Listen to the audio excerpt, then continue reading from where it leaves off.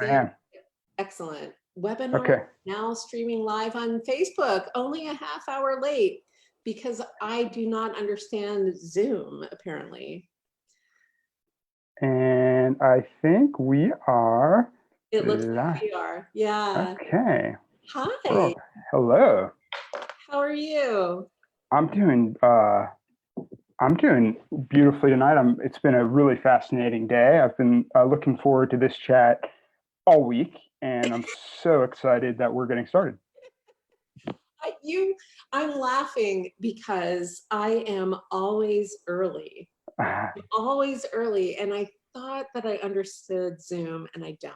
So thank you for your patience. Thank you for helping me with the tech. Thank you for streaming. And thank you for having a moment with me. Absolutely. Yeah. Yeah. How's your day been so far, Katie? How has my day been? My day has been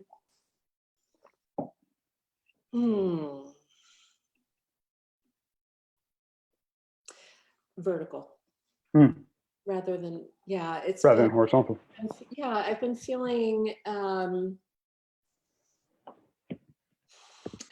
available and well and aware. And that hasn't been my experience much in the time of COVID. So it feels good in my body. Yeah. Wow, that's beautiful. I mean, it's such a gift to be able to be present, to bring that kind of presence even to challenging situations. Yes. And it's definitely something I'm trying to do as well. And I think it's very apropos for our discussion on dreams, bringing awareness into different aspects of consciousness even. Yeah. So let me take a moment to kind of get back into the conversation. Sure. Now that you have enabled me with the Zoom. I have been reading and watching and noticing posts and memes and essays about dreaming,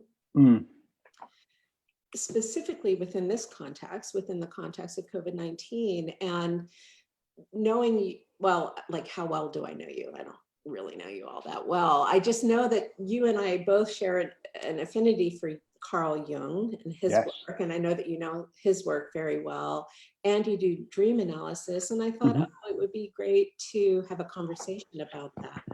Yeah, absolutely. I couldn't agree more. I'm seeing something very similar in both my personal life and my practice, very vivid, sometimes intense dreams that people are having, and a lot of curiosity about them, and a lot of fascination with them. And so I think I'm in alignment with you there. Awesome. So could we just for a couple minutes or more talk a little bit about Carl Jung, who, like, I think I know that he was with Freud. Sure. Freud, psychosexual, everything has to do with the fucking star, dick, whatever. And something shifted for Jung, and he birthed a different paradigm of awareness having to do with consciousness. And I'm wondering if you could speak a little bit to consciousness, the personal, collective, conscious, unconscious. And I understand that it might get a little bit woo, a little bit esoteric, but I think it'll provide a context for the conversation. Absolutely. So I absolutely, do you think we could, Katie, answer that in relation to the beautiful, I love how you talk about Jung birthing a new paradigm. So maybe we could explore, if it's all right with you, could we explore how that discovery happened? And maybe that will help, that'll help me talk about, what he, like through Jung's concrete experience. That sounds great. Okay, great. So you're absolutely right. He did have, starting in 1906, he had an engagement with Sigmund Freud that lasted a number of years. It's up to about 1912. I do want to just briefly say, just for the, I'll just put up briefly, if the audience can indulge me, put my scholarly hat on briefly, because I want to just say, I think one of the most fascinating aspects of Jung's life is before Freud. His career started in the famous Berkeley Clinic in Switzerland, working with psychiatric patients. And at the time, in that historical moment, it was thought that, once you're in the clinic or once you're in the psychiatric hospital, you never leave. It's a lifetime stay. And Jung kind of, and you can check out in his autobiography, Memories, Dreams, and Reflections, he was kind of illicitly doing dream analysis on patients there, and they were healing. And this was a really big moment in his career, because he realized there's something to the unconscious that isn't pathological. So can I ask you a follow-up? Okay. Yeah. So Jung was in a place with, I don't want to use the word crazy because that's terrible, but with people who were thought to be not living in the same reality. Right? It's a great way to say it. So at the time, the diagnosis was dementia praecox. We would know it today as schizophrenia. And Jung also always had an affinity to working with folks who are diagnosed with this particular phenomenon. In the Jungian world, we're a little hesitant to throw diagnostic labels on things and pathologize things right away.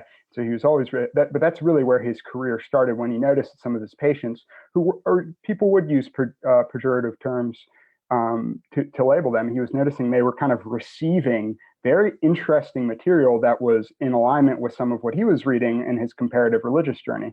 So these folks who weren't reading, religious texts were receiving images that he was reading, and Jung was very, very curious about this, because the proof is in the pudding, to use the cliche, right? If they're getting those kind of images, perhaps this for him, perhaps this isn't a disorder, that this is some kind of religious experience that is needless to say, difficult to integrate, and maybe does create, especially without the right spiritual direction and the right care and the right relationships and the right environment, can create what we would call maybe symptoms that are really challenging. Yeah. The right, okay. So the right religious experience, is that like a Buddhist thing with like right relationship, right, correct for the individual? Is it right to early 20th century? So that would have been, for some reason, Kellogg is coming up, and like cereal and like all that shit. Like, yeah. Like what was you? How was Jung? And I'm staying here because it's going to provide a context for our conversation about dreams. And I will admit I have a bias towards Jung with the idea of archetypes. Yes. So what's an archetype? Yeah. So this is a great question. So in a seminar, Jung's seminar on Thus Spoke Zarathustra, he said that if a dictator, this is right on the eve of World War II, he said, if a dictator were able to wipe out all of the myths and stories that have ever been created, they would begin to spontaneously regenerate the next day. And so an archetype is this provocative idea that there's something innate in the human experience that is part of our ancestral legacy, that manifests as story, as symbols that kind of give us I like to make a comparison here with language. So we know that language comes, if we study Noam Chomsky and universal grammar, we know that language comes with us. My degree. Yeah. And it's similar with archetypes. And so it's almost like we have, for a good life, for a life for how to act in a social environment. We kind of have not really discrete instincts, but we have kind of the syntax and the phonemes of how to act. Okay, so syntax I understand as the order of bits within a sentence, like how one might, you know, am I active? Am I passive? Yes. Is it happening? Am I doing? And then you said phoneme. What's a phoneme? Oh, gotcha. A phoneme is like the sounds, like the s or the pa or the sh. Yes. Okay, so like the way children learn how to speak. Yeah, we kind of babble and they circle into a language. And similarly, we have these kind of motifs or symbolic ways of living and acting that we kind of babble behaviorally. And what's interesting is the good ones, the ones we seem to like, the ones that lead us to happiness, beauty, and truth, they get kind of abstracted into stories, into myths. Okay. And that's and Jung's term for these recurring motifs and symbols and patterns are archetypes. Okay, so from a Jungian perspective, archetypes they're kind of like seeds. They're core. So it and again, I have an agenda. Okay. I like Jung, and I'm leading this conversation a little bit.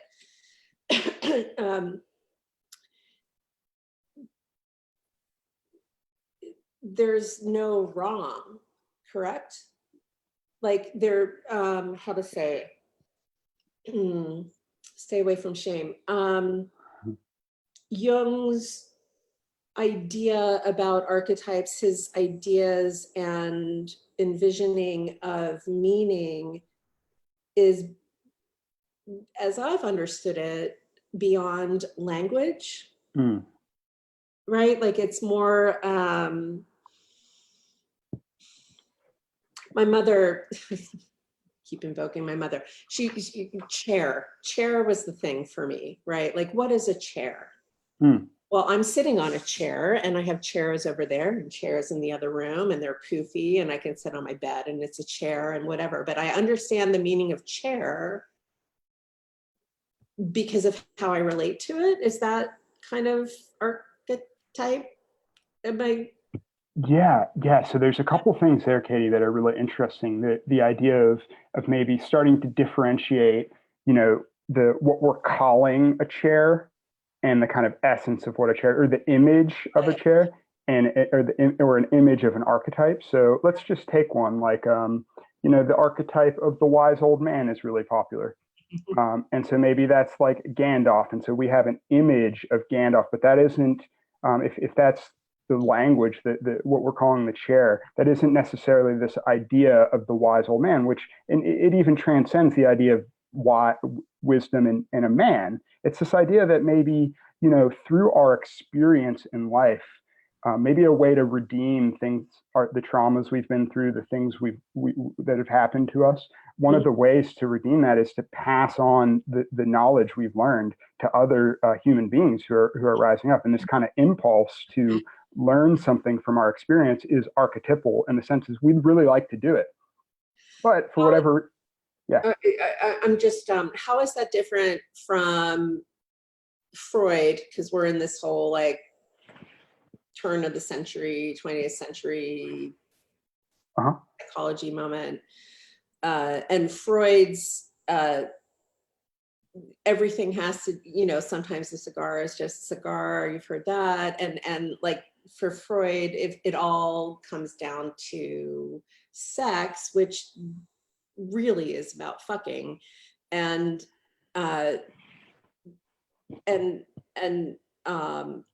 Jung's shift away from that, and then maybe we can start talking about dreams specifically, because I think I know I think I know that Jung had a break with Freud, and then had a break in his own awareness. And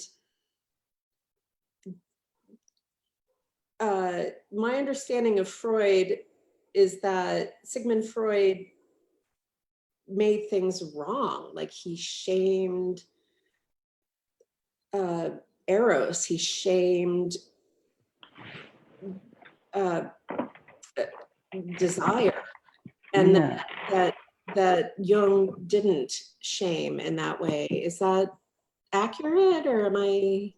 I think the issue we have, many Jungians have with Freud is, well, first of all, I'll just say for the Mr. Freud is, he has one interesting thing he said is he came up with this idea of the narcissism of small differences, and so I'm always reticent to severely critique Freud, because he has some ideas about the unconscious that are really interesting. But what you're saying about the shaming and the negative view, I think Freud really kind of fixated, I'm using his own language, on one archetypal story.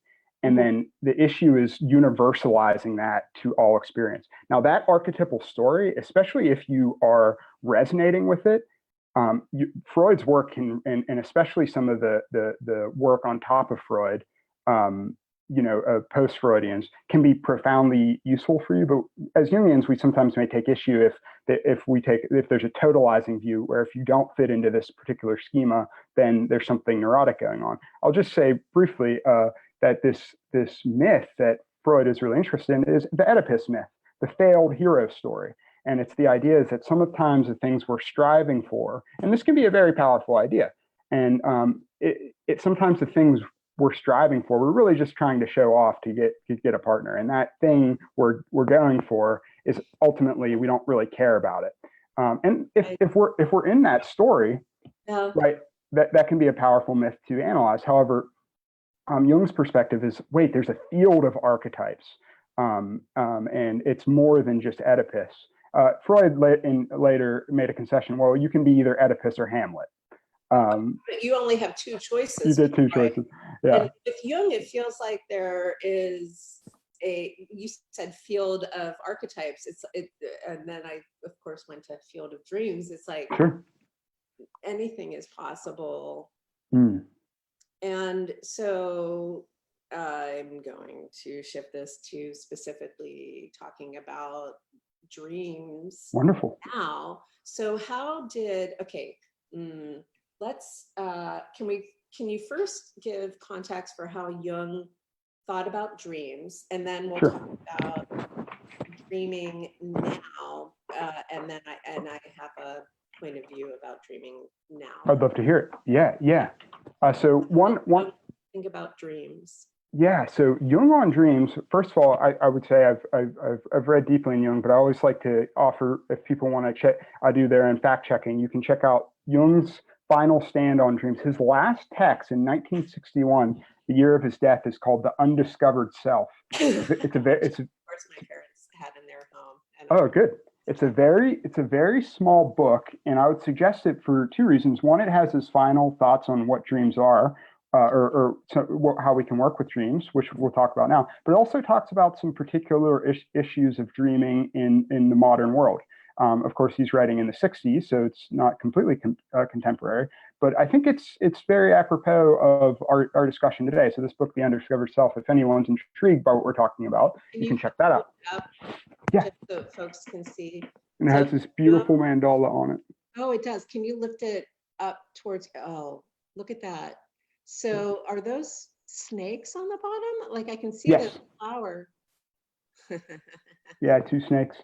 And so what does Jung, what does he think about dreams? And one thing about Jung that I think is underexplored is his life as a clinician. So I work in the mental health field.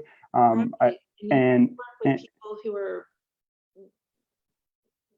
walking the path of addiction as well, correct? Absolutely. And so a dream he had, or a dream in his practice that really crystallized some of the the thinking that we do as Jungians on dreams is a woman was in therapy, in analysis, as we say in the Jungian world. She's in analysis, and they're stuck. They're just in a place where they're making no progress. And Jung has a dream of her, and he is on the bottom of a hill, and she's on top of a tower, and he's looking up at her, and he realizes, oh my gosh, I've been looking down. I disrespect this woman. I judge this woman. And that's the problem in our therapy. And he started really kind of everything she would say, even if it seemed really banal, he would start treating it as very sacred. And the analysis shifted just like that.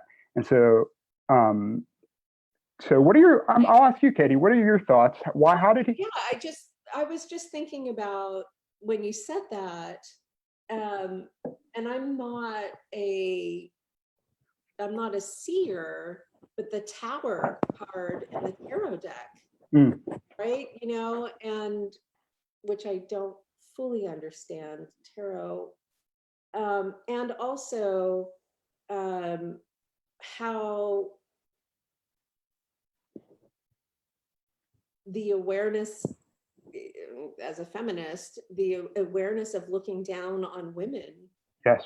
And then seeing a woman as elevated must have been profound. For both of them. I think it was a profound moment. And this dream is really at the root of how we can start to look at the Jungian approach to working with dreams. And it's very open, pragmatic, and fluid. Okay, open, I understand. Fluid, I understand. What is pragmatic? So I like to think of it pragmatic and, hey, what works? What is like going to work for you? And I would say it like this. There's like probably many art. I know you're an artist, Katie. Consider myself an artist. There's many artists in the audience.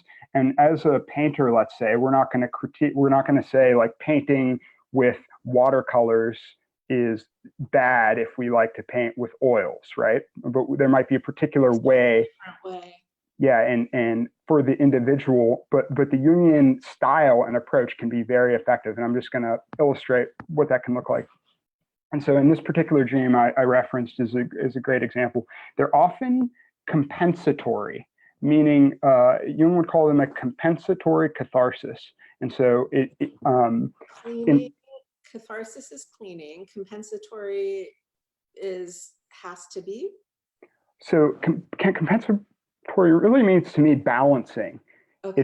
It's like if there's an attitude that we are constantly and habitually acting out in the conscious world, the dream will give us a symbol of how do we balance this out? What is a more balanced way of being? And so in that particular dream, Jung was looking down on this woman. And so the dream said, very simply, look up at her. She's got a lot to say here, Dr. Jung, like you're a smart guy, but you know, this is her life. And you need to listen to her.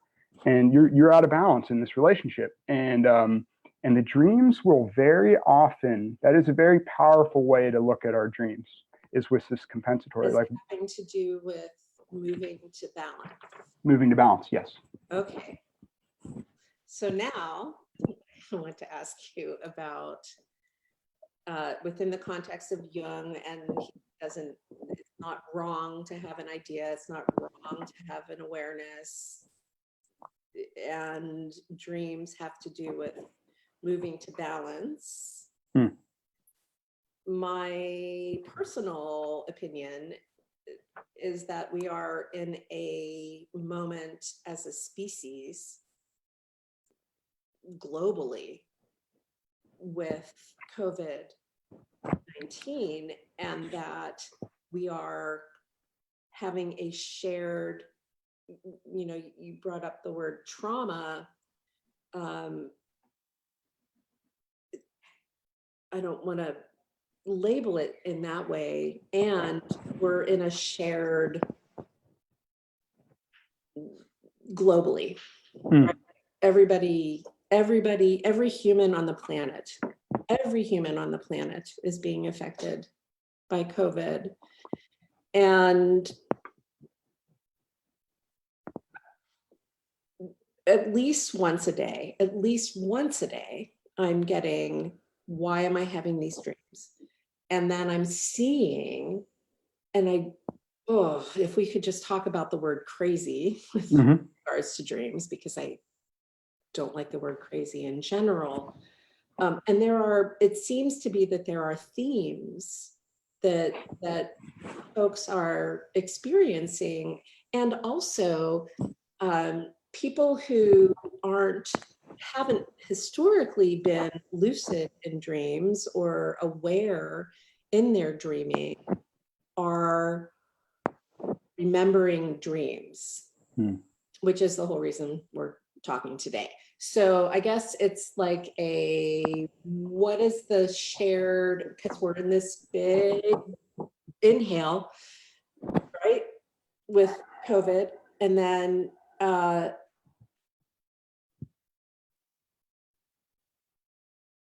themes and why it's not crazy. I just want to talk about why it's not crazy to have a dream or a thought. Well, it's I think the first thing we have to establish, if we're going to use a term like crazy, is we would have to establish sane. We would need a diagnostic criteria that we can justifiably call as normal. And this is a fascinating idea in psychology. So I study clinical psychology, and one of my big things I like to critique is, where did these labels of sanity come from? Like, on what basis can we ground normality in? Where does that come from? Is it, it's often military. If you look at the history, is that what you want to be? I'm not going to make a judgment on that, but where does the APA come? If you look in who are on these committees, where do they derive their authority to make up this criteria? And if you really start questioning into that, you'll eventually get shrugs. Well, this is how we've always done it. Well, if you don't act like this, you won't be well off. And then you get the famous quote from Krishnamurti, who says, I'm kind of paraphrasing him here, but he says, it's not being well adjusted to a maladaptive society isn't a sign of good health.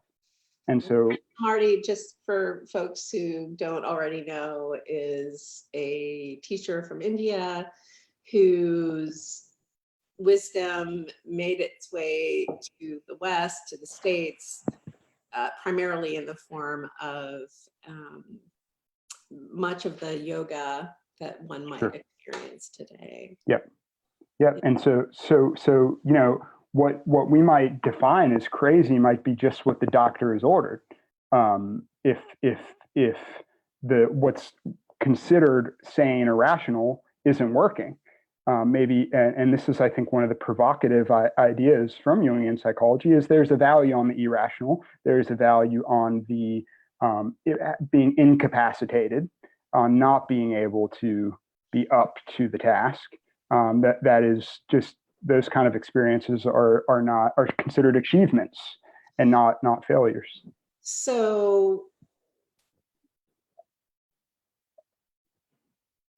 wow, you and I had a conversation prior to this, and also you didn't say it in those terms, that for Jung, being incapacitated is its own medicine? Absolutely. Okay. Yep. And so you had mentioned, not to keep belaboring this, but you had mentioned the break with Jung, this descent into confusion. There's this text, the Red Book, which I've done a seminar here on in Pittsburgh. I wish I had my copy, but Alyssa had it. Right. And this was one of the primary dreams and visions Jung has, was the death of his inner hero. He could know World War I had emerged, and there's nothing a particular person can do to stop that madness in and he had always been able to, found psychoanalysis, achieve everything, have a big family. He'd achieved, and now he's incapacitated. He's broken with Freud and lost his professional contacts, and goes into this experience of incapacity and an internal turning inwards. So and yeah. Dreams are not necessarily from a Jungian perspective, dreams don't necessarily indicate that which is wrong. They indicate that which moves to balance. Is that?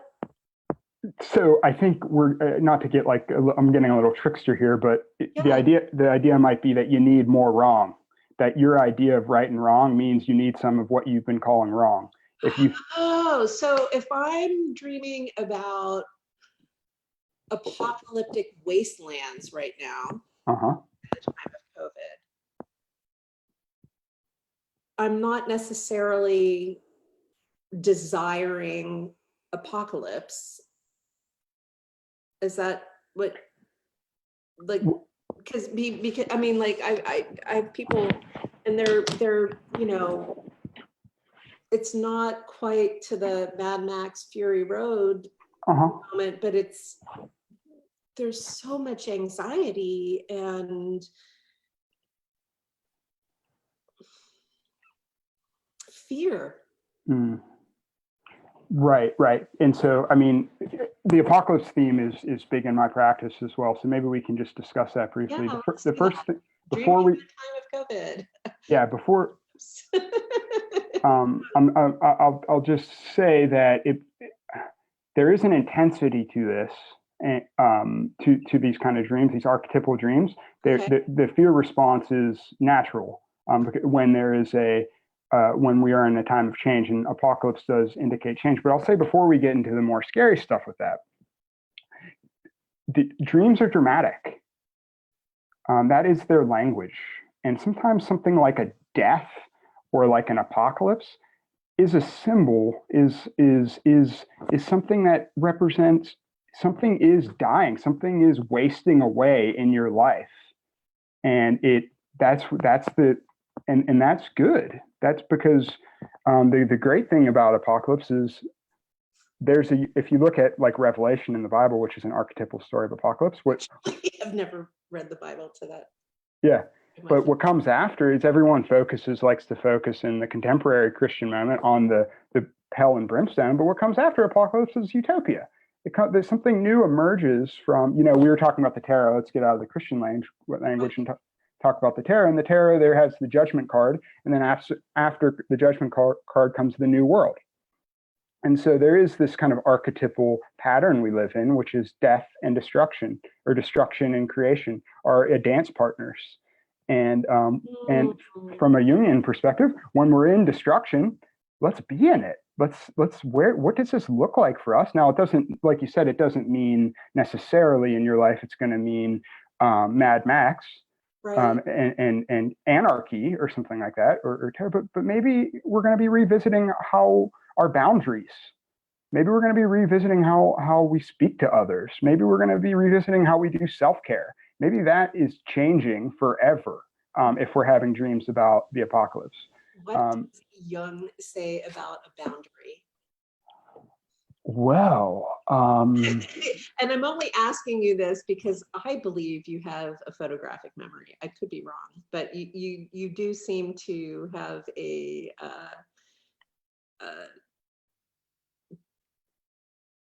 good memory.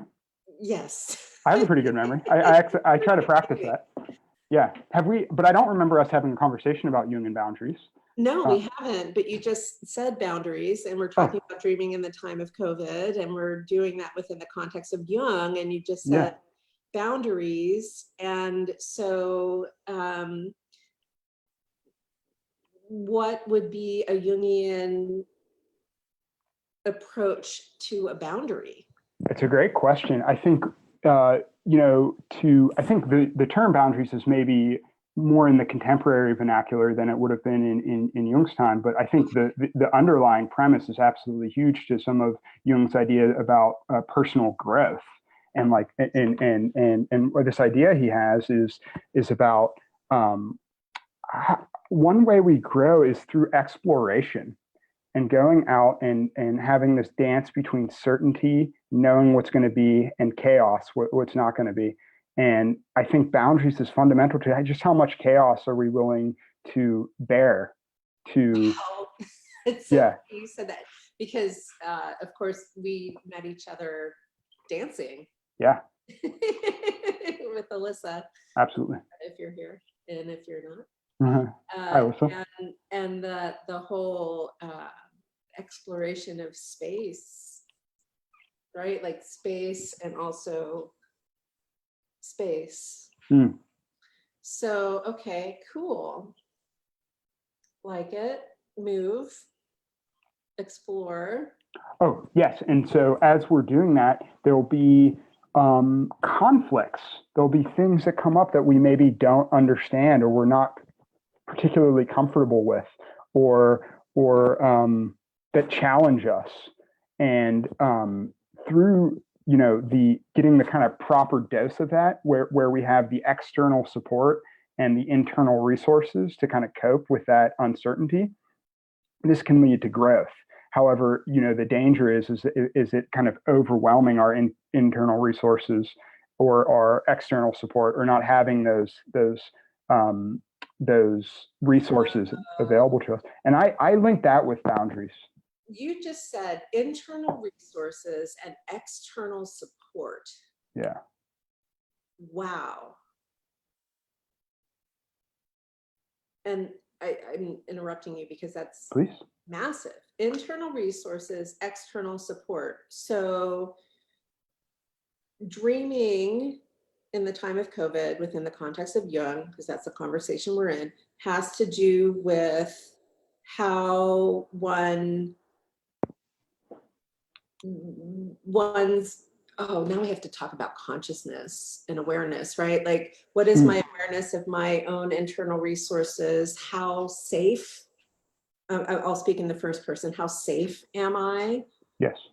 Like for me, I've been navigating PTSD, which graduated to CPTSD complex, because congratulations. Yes. And it wasn't until I literally got into a space, a context where I know, except for not having a deadbolt, I'm safe. And the guys next to me, like, whatever. They make noise. Who cares? I make noise as well. Like, my building is, I feel safe here. Yes. It has helped me to relax into my own internal resources of availability. So dreaming, because we're in a pressure cooker right now, globally, we're in a pandemic, and specifically within the US, that's all I'm going to say about that. So people who are dreaming, like waking up, crying, waking up, sweating, waking up with these stress responses and not remembering their dreams. What might Jung, like, or let's like toss Jung out, like, okay, what does that show? Like, how might one relate to that moment of terror upon waking? It's a great question, and I think it's a really important distinction to make with dreams. As we're trying to work with our dreams, sometimes the images won't come. But if we're left with something like a feeling or a sensation, or just a word, even that is something that we can definitely work with. And if we go back to this idea of compensation. And, what might this dream be trying to bring to our attention is, maybe something is really scary right now in our life. There's a lot to be afraid of, and it's easy to numb.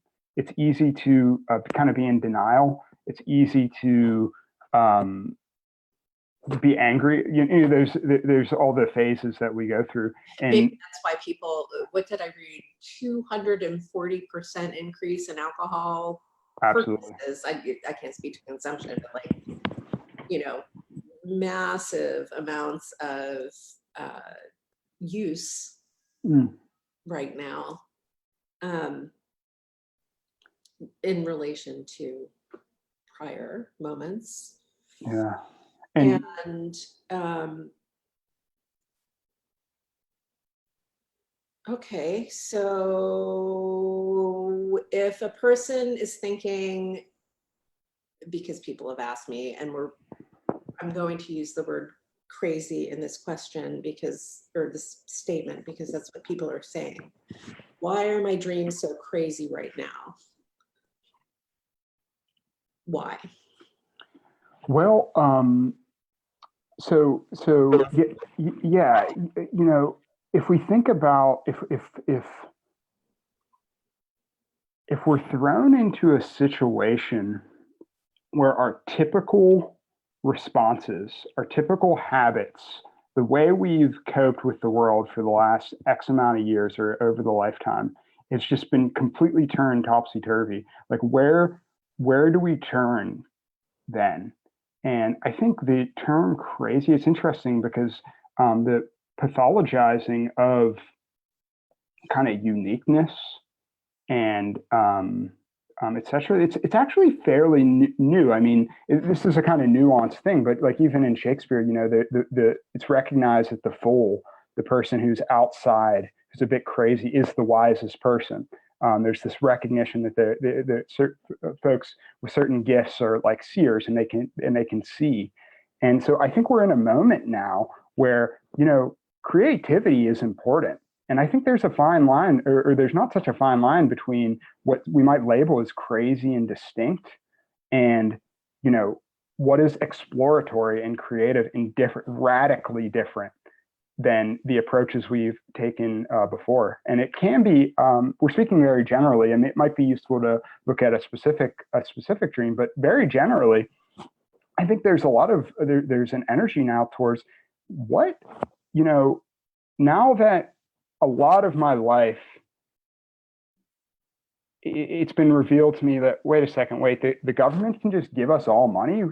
Like, what? That's weird. You know, there's many things that are emerging that are just is weird. It doesn't really jive with. All of the resources are there, and we just haven't been. Yeah. So, okay, so a specific dream. So let me see if I can find one for you. Hold on. I have to put on my shitty glasses for this. Do you have a dream that you would like to discuss or from your work? And I'm going to look for a specific dream.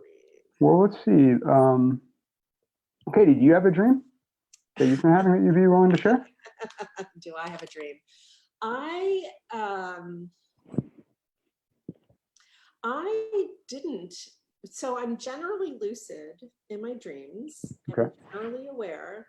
And for the first month or so of sheltering, I didn't remember my dreams at all. Currently, I'm dreaming about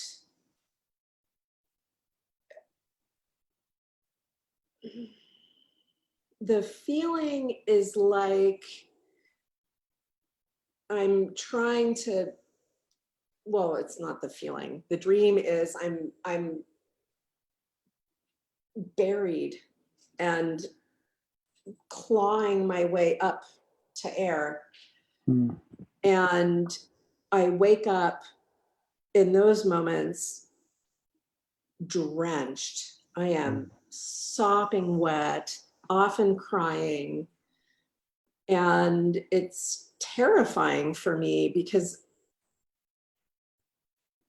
my lucidity doesn't work. It's like I'm being suffocated, and can I get out? And my deepest fear, my greatest fear, you know, COVID in so many ways. My knowing is that I drown this lifetime. I drown. And my whole life had thought, oh, so like I'll be in a bridge accident and end up in water. So I've been afraid to drive over bridges, over water. And of course, I've lived places with bridges my whole life. Interesting. Karma. But COVID, my fear of COVID is that I'm going to drown in my own lungs. And so I have these, they're terrifying, you know, and my like, oh, I'm dreaming, this is a dream, find your hands, the laws of physics need not apply. Like all of my tricks and my knowing and the Tibetan dream yoga and the stuff that I've done, none of that works. And I'm clawing my way to breath. And that is a true statement. Yeah. It's a fascinating dream, Katie. Thank you for sharing. And I appreciate how you've been kind of working with this archetype or this motif over the course of your kind of development, this drowning motif. And so if I were going to take a look at it with someone I was working with, we would want to figure out, you know, what is weighing you down right now? Like what is holding you down? What are you climbing up through? And you know, there will be things on the surface like we can't. Because I've never thought of it. I genuinely have never thought of it in terms of what is holding me down. I've been relating to it in terms of what do I need to get through. Mm-hmm. But that's different. Mm-hmm.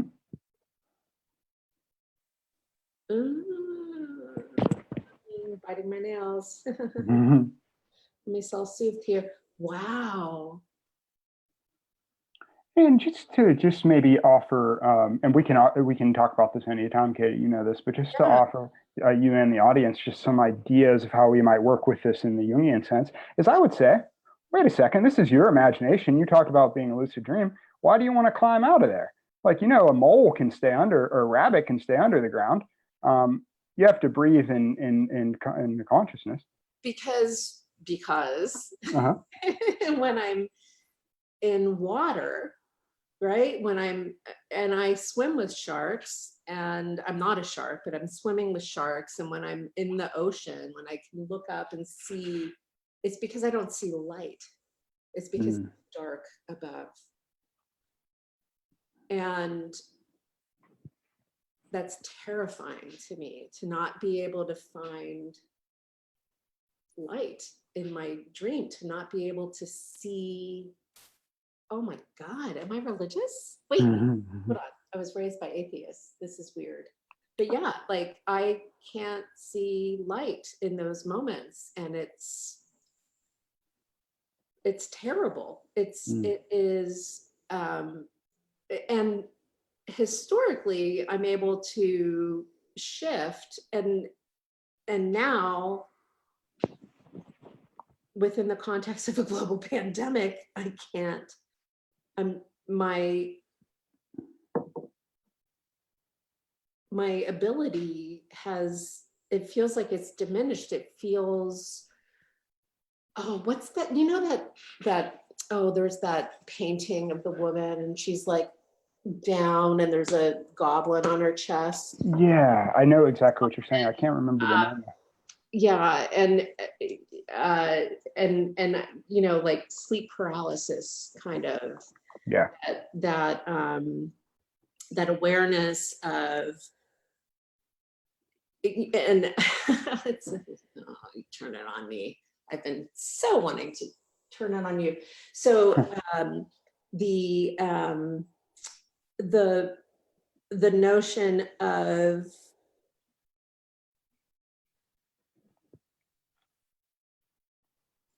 awareness without the ability to move.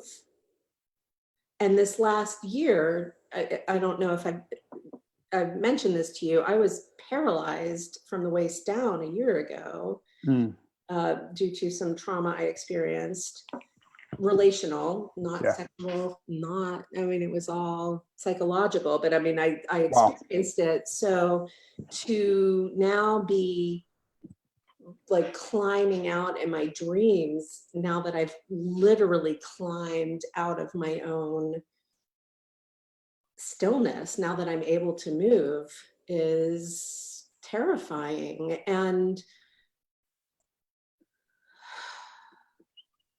what do I see? Like, how do I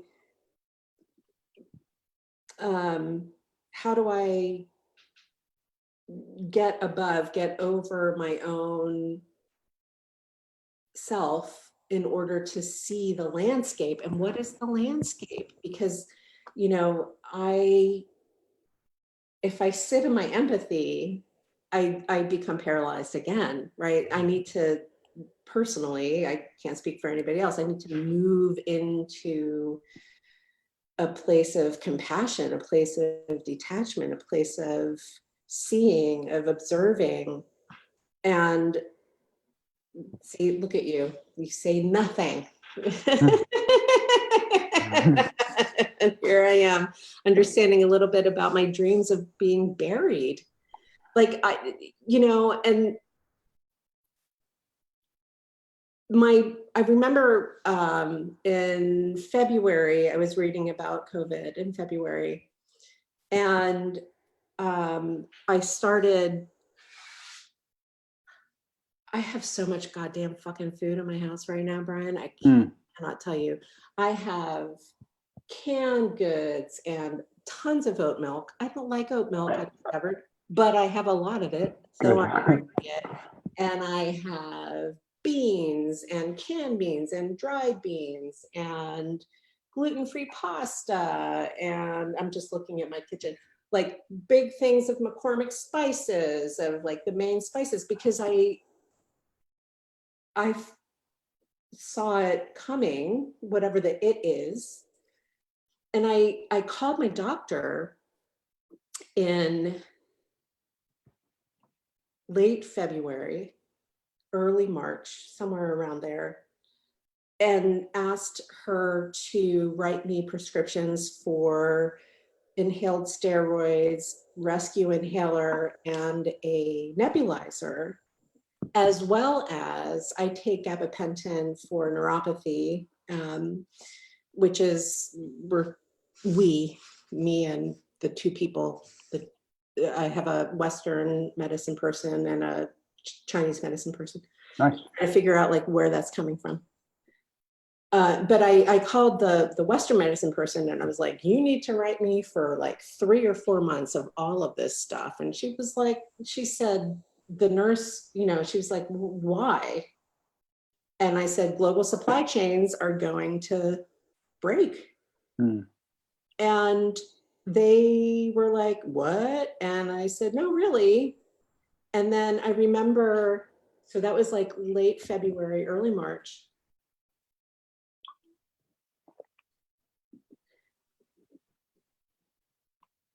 Mid-March, late March, I got a call from the doctor's office saying, you were right. And I said, yeah, of course I was right, And yeah, so, but the like clawing my way out of something, this is a new level of dream anxiety for me, like creating context for myself, having food that I wouldn't normally eat, but I have it. Lots of frozen fruits and veggies. I've got anchovies and oil. Do I normally eat anchovies? No. Do I want them right now? Yes. Why? They give me the omega-3s and blah, blah, blah. That's right. So, okay, I'm done processing. People have probably No, well, first of all, I did want to say that it popped into my mind, that beautiful painting you were talking about, which I think is really good association to your dream, is the nightmare. Yes. And I suggest people check that painting out to kind of feel into what Katie's experiencing. What it is, the one where she's asleep and then there's a weight on her, and there's something in the dream. It symbolizes being buried alive. It's pressing down on you.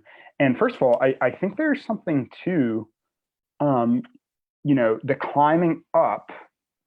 You're climbing up. You're striving. It's a beautiful, towards the light. It's a beautiful image of the will, the personal will, WILL. However, I do see some of the beautiful stuff behind you, like the dragon. It strikes me as very Taoistic. Oh, let me take it. This is, I'm going to actually bring it to you. My mother needle pointed this. This is pen point. So this is 50 or more stitches per inch. And she made it for me for my master's degree.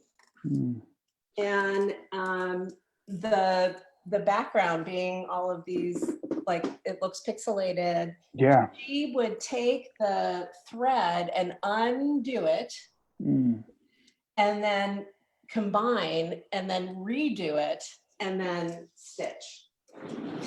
And I'm wondering, and this is just was pretty amazing. But the dragon also, chasing the dragon. Those are candles. The concept of attachment is what that piece means to me. Attachment. Okay, that's fascinating. And the reason it strikes me to bring that up in relationship into your dream is and Jung is profoundly influenced by this idea, this metaphysical idea, but I think it's an interesting one, especially because your dream is about the light, from the darkness to the light. And it's an idea that in just kind of yin yang, and so maybe yin being the darkness and yang being that will to strive towards the light, is when you're in yin, that there is, and I'm someone who studies the I Ching a lot, and this really blew my mind when I learned this, is the way to yang is not to climb your way from yin, it's to fully become yin. And once you fully are the darkness completely, it then kind of pops back to the light. And so that's why I'm curious about just kind of drowning. How dare you invoke the Tao? Yeah. And because when we're under yeah. When we're under the we're told, we need to strive, and but we're not going to beat a germ. It's not. No, and it's also having to do with not being okay with what is. Right? Like, this has to be different because I want to climb out of it, instead of this is what's happening. And that has to do, for me, with trauma. And trauma in my childhood,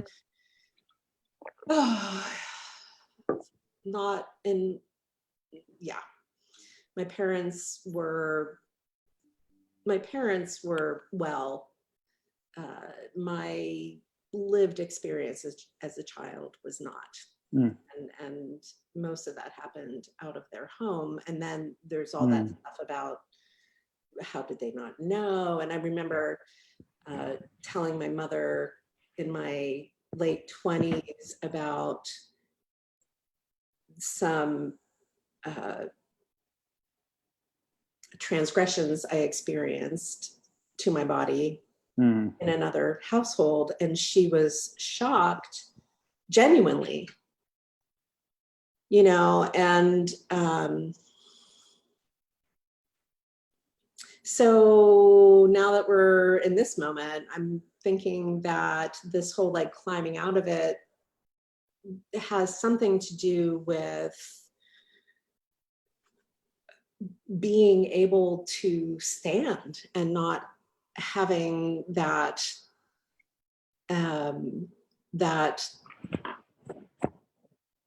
ability always as a child, and I feel, my parents have passed. I'm grateful that they don't have to deal with this, and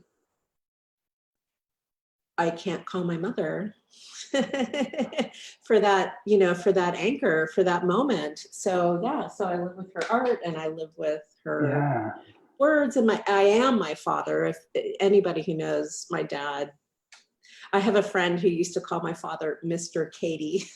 Aw. We are so, and my mother is very much, when you speak of yin and yang, my mother's capacity to hold space. I have a friend who has since died from suicide. As a child, in first grade, her brother died. Oh, no. And she and I were in first grade. Her brother was a little bit older. He had an aneurysm. It was terrible. And when years and years and years and years and years later, she reached out to me and said, when my brother died, your mother was the only person who understood me in that moment. Yeah. So I don't want to get like Freudian, but there's also like a little bit about like, can I be my own mother? Can I take that stand? How do I get out of my own gunk to be for people in that way? It's so interesting that you bring that up, Katie. It's because we find ourselves buried underneath the ground and we're struggling to get up. And I'm kind of saying, wait a second, let's take a pause before we climb ourselves up. We don't necessarily want to fetishize or glorify the darkness necessarily, but we want to be kind of realistic about where we're at. And this came as you're speaking, what we were talking about with the internal resources and the external support. That came back to me in the situation. I appreciate your vulnerability with the experiences you had. No one has the inner resources to cope with that kind of the violence that some of us survive, and we could have used that external support. And I thought of like if I was working with someone in a situation, we might suggest, this is just a technique. If anyone wants to work with these really vivid dreams they're having, you could. And it's kind of meta, and you might want to work with a partner on this if you're open to it. Going into the imagination, seeing yourself laying incapacitated underneath and having someone dig you out and help you get out of this hole. Because sometimes we need help and we need that external support. And I know a lot of, the stuff that I work with in trauma is, remembering that, wait a second, I can get support. And it's okay that I don't have the inner resources to cope with the transgressions I experienced, but I want to help others. I have an appetite to do something, and I want to work with this. And so that could be an interesting. And this is, the dream. Like a almost like a literal, like a ritual kind of a way to create. You could definitely ritualize it in the external world, but you could even just lay down and in your imagination do a kind of guided imagery. That's how I prefer to work. Jung has a technique called active imagination. Contemporary clinical psychologists call it guided imagery. And you just see, like, if there's someone that you love and trust in your life, or if you want to play two roles and be your mother and dig yourself out and help you, and then just spend an evening staring at the sun or watching the sunset together. I'd be interested to see how you felt about that if you were to work with something like that. And just to generalize for the audience, if you had a really vivid dream like Katie had, you are, I think, no, you speak to the audience. I'm going to avoid. Okay. If you had a particularly vivid dream, like Katie was so gracious to share with us, you can do something like we're talking about, where you say, you know what, I'm scared right now, and I want to go back. I'm going to face this place, because it turns out, like Katie had kind of alluded to, sometimes the doctors and the leadership, they don't know what they're doing. We wish they did, but the CDC didn't see this coming. And so we're in a situation where we have to rely sometimes on our inner wisdom, on our inner voice. And we can kind of take some ownership of this and say, hey, I had a scary dream, and the president or the senators, they're not going to help me with this, and so I'm going to. And that's a good way to redeem this image you have of that will, Katie, this beautiful will that you have. But sometimes that will needs to know, like, I'm stuck here and I need some help, and I need to ask for it. And it gets very contextual. But I think fundamentally recognizing that even, if I find myself in my dream world in an apocalypse, that I can do something about this and I can make a better world out of it.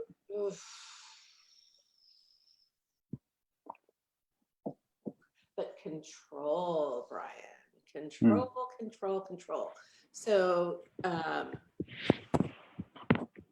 taking lucidity out of it, and the conversations I'm in, about like, I have no control, forget my climbing out of it. Whoa, right? And there's the cognitive, the CBT moment of, is it like, what can I do? I can do this, I can do that, I can have a glass of, and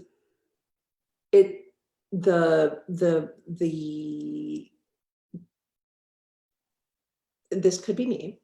It feels to me like we are in a collective landscape of anxiety and terror, beyond.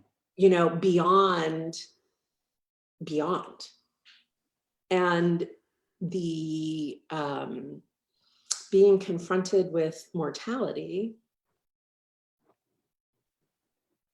in a way that is unique, because I can't go to the hospital to visit my loved one who might be there. I can't hug. I had a whole negotiation with somebody recently about, do we want to hug each other? And it was this, it ended up being no. And like at that level, so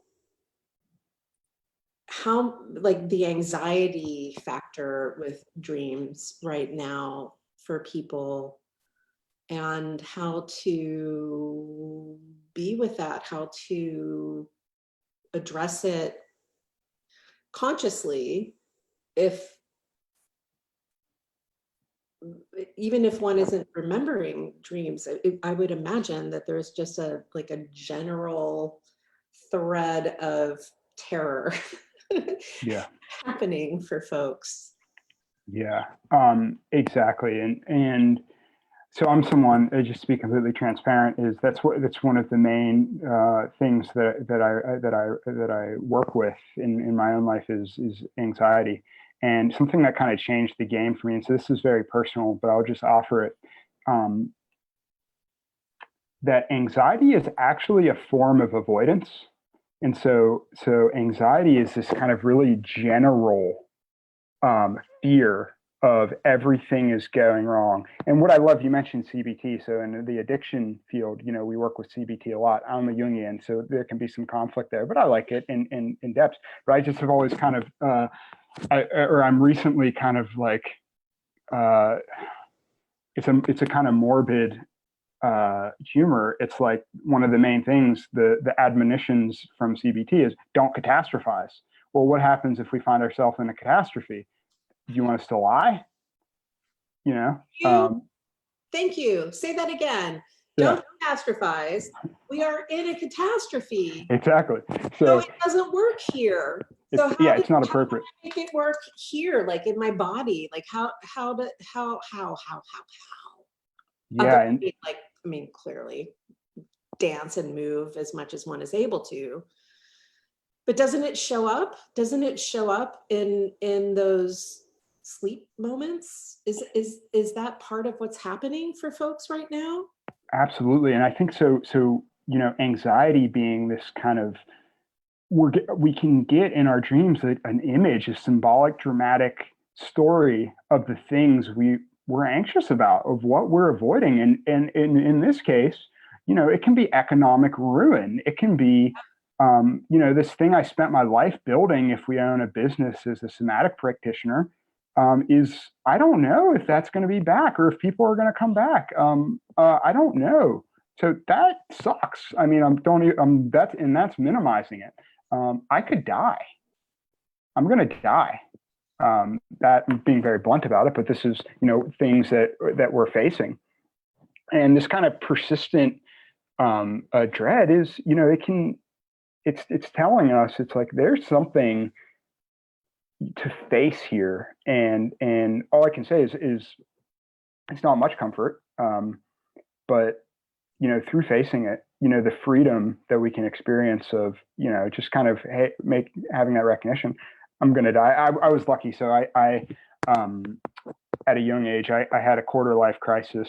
I studied economics. Tell us how old you are. I'm 28. Okay.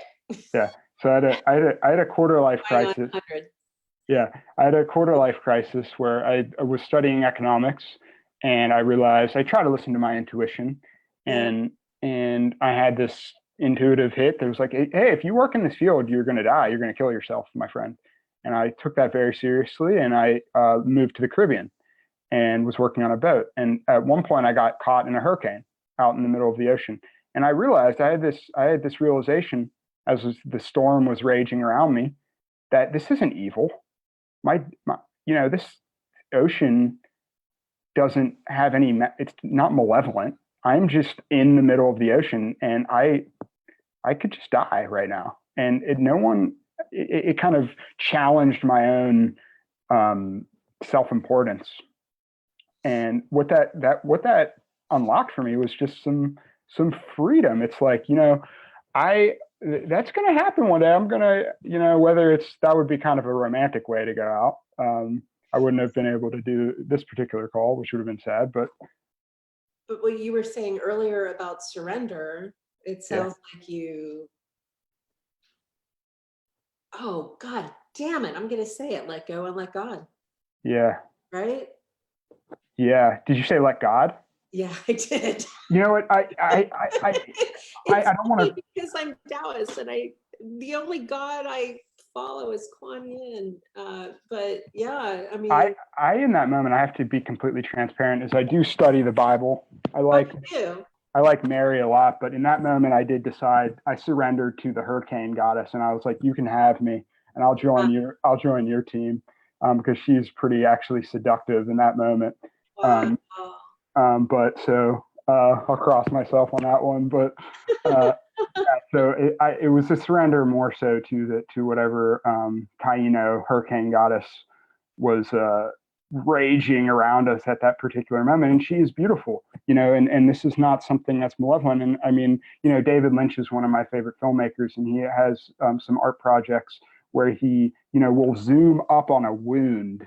Yeah. And he won't tell you what it is, but as soon as he names it, you say that's disgusting. I hate that. Yes. And there's something about our narrative interpretation of things that can modify them. And if we can sit back and say, what does it really mean to be crushed?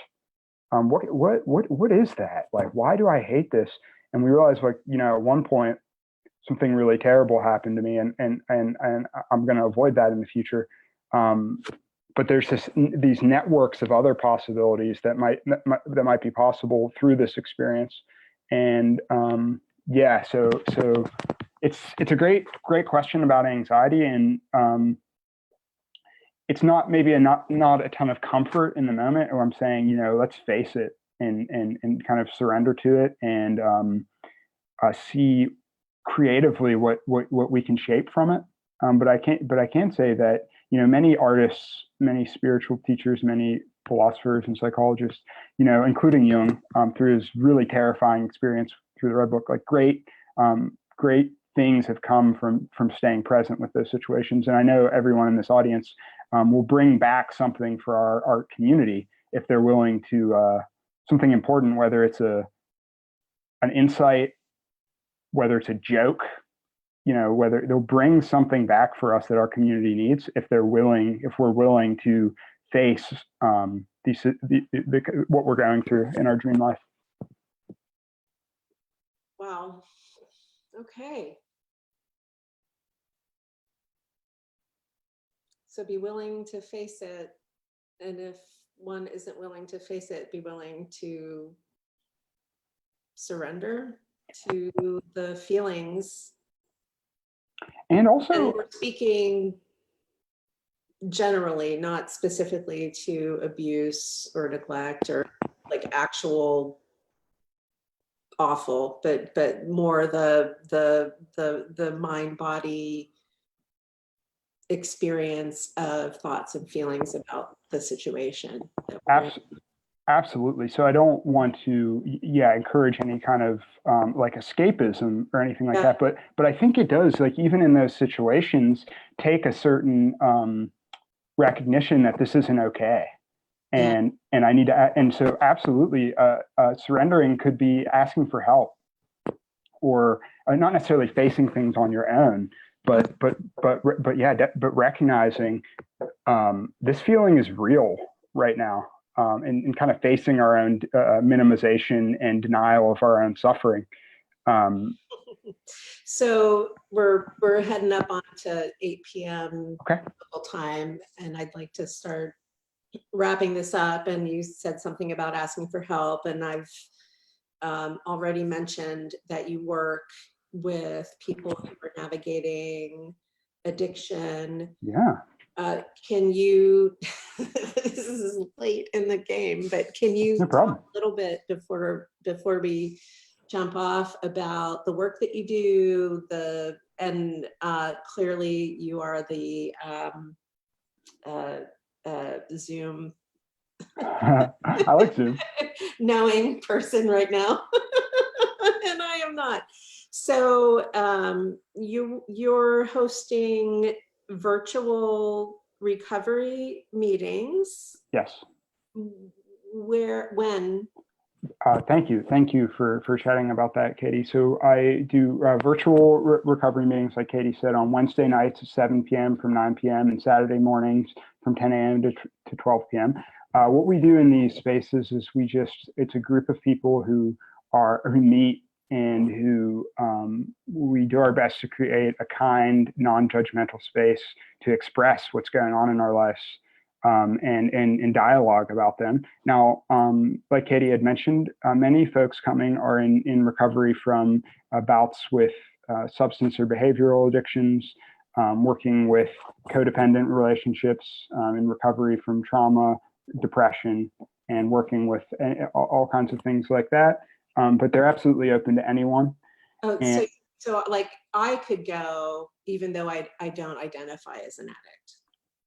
Yeah. So one thing that is, I'm glad we're talking about this is the group that I'm trained in is called Smart Recovery, and there's one of the mottos is discover the power of choice. So if diagnostic labels work for you, that's perfectly fine. But we kind of have an ethos against labeling ourselves, especially because humans are just very dynamic.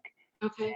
And so we have people from all over the spectrum that work with all kinds of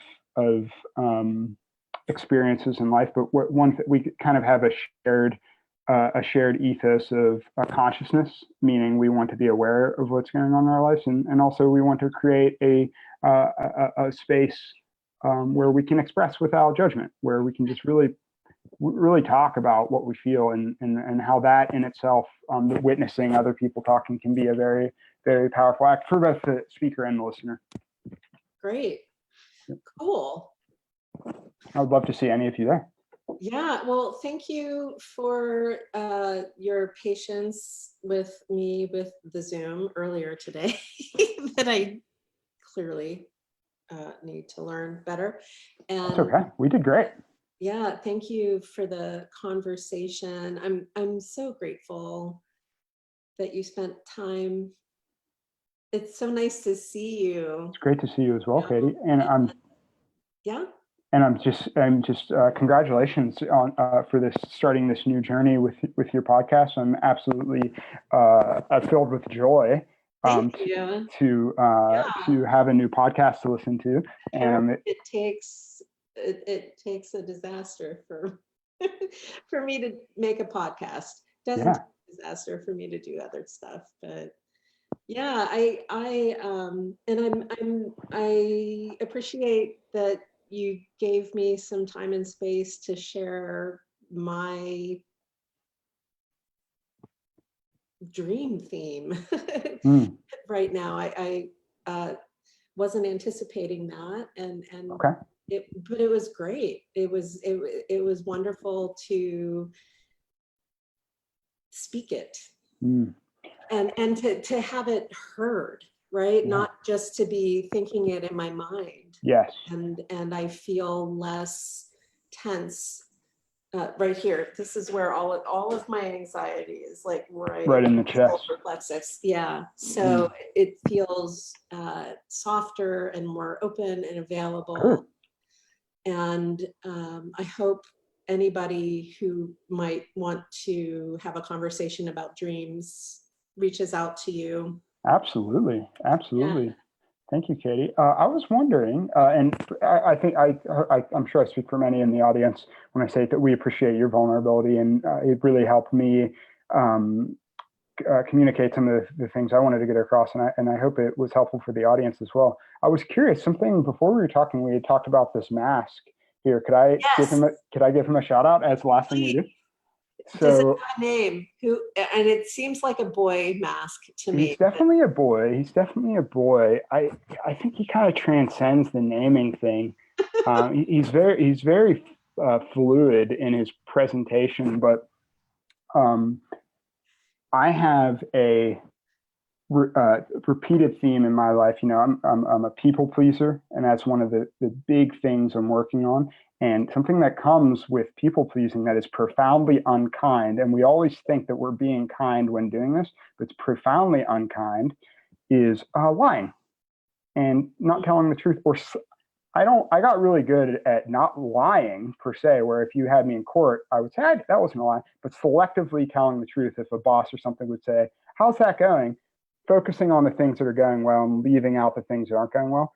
Yep. And this mask, he's a little bit ugly. He reminds me, hey, you know, it's better to just face the ugly truth. Wow. When it's in front of us. If I think about what I want, which is trusting, intimate, passionate relationships, sometimes there's going to be little ugly truths that I need to tell, and putting those off into the future makes them worse and worse. And he just says them. He's like, "Oh yeah, I did that. Sorry, like I'll whatever." And so that's that's maybe what we can leave on is, you know, when we're facing a global pandemic, there's going to be ugly truths. Yes. And some of us are going to have to speak them, and it may seem hard, but anyone watching this particular live stream, you know, you have the support. You can reach out to someone in your network will be there for you, and we can together create a network of people that can face these ugly truths. And you know, that sends, while maybe one of us, you know, we are incapacitated, and there is a kind of humility that sometimes we have to embrace, especially when we face macro global challenges. When we make networks of people who are trying their best to be loving and kind individuals and who are trying to tell the truth, that sends enormous ripple effects out. And a small group of us can make a big impact on our community. But sometimes you have to say the little ugly things. I love it. Yeah. I'm going to absolutely like clip that moment and just, yes, thank you. Thank you, Kate. Thank you, Brian. Thank you for your time. Thank you for your attention. Thank you for your intention. And I'm going to see you on a dance floor soon. Very soon. Yeah. Okay. Well, thank you, Katie. And I hope we can talk again, maybe in a future episode. I don't want to be too presumptuous, but I will be one of your rapid